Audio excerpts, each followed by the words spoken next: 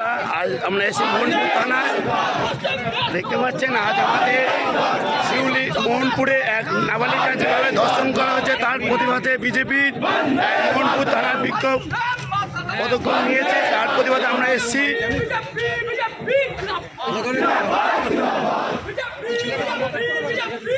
বাংলায় যেভাবে নারী নির্যাতন হচ্ছে তার জন্য মুখ্যমন্ত্রীকে ধিক্কার জানাচ্ছি।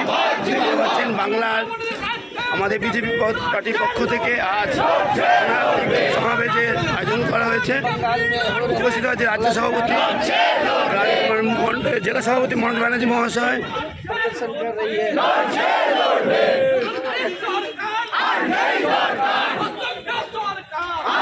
আমাদের উপস্থিত আছে আমাদের মণ্ডলের সভাপতি সুদীপ ব্যানার্জি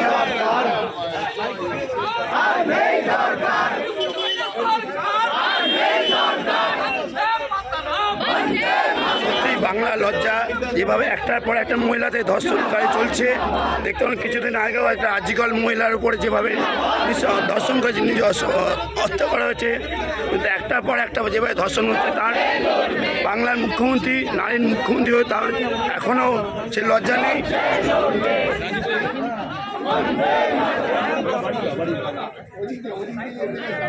আচ্ছা, আমাদের যারা কার্যকর্তারা আছেন মাইকটাকে রেখে একটু সার্কেলটাকে বড় করে আমাদের যারা